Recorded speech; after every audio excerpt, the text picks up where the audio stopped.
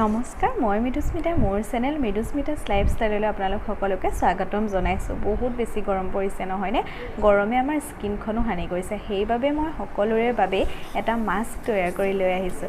আহকচোন ভিডিঅ'টো আৰম্ভ কৰোঁ।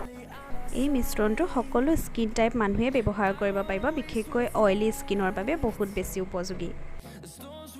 বেচন লৈছোঁ 2 চামুচ, হালধি আধা চামুচ। এইখিনি মই এতিয়া ভালকৈ মিক্স কৰি লৈছোঁ।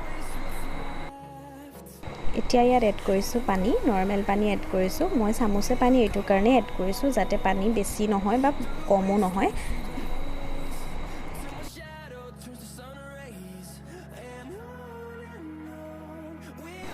ভালদৰে মিক্স কৰি লৈছোঁ।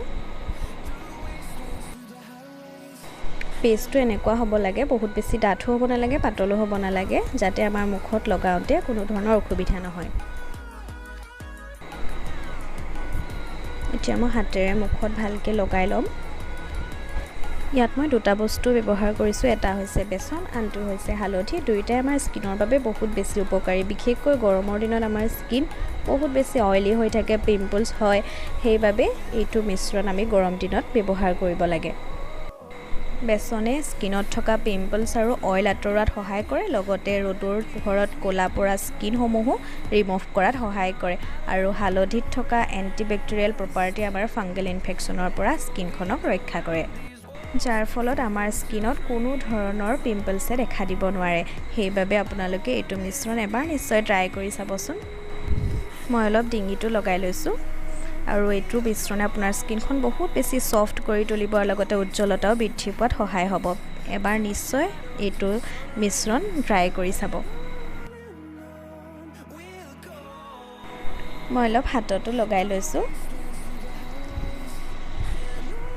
এইটো মিশ্ৰণ কেৱল আপোনাৰ মুখৰ বাবেই নহয়, আপুনি ফুল বডিত এপ্লাই কৰিব পাৰিব। মুখত মিশ্ৰণটো লগোৱাৰ সময়ত আপুনি কথা নাপাতিব, তেতিয়া আপোনাৰ স্কিনত ৰিংকলছে দেখা দিব। সেইবাবে যিকোনো ধৰণৰ মিশ্ৰণ লগাওঁতে শুকোৱালৈকে কোনো ধৰণৰ কথা নাপাতিব।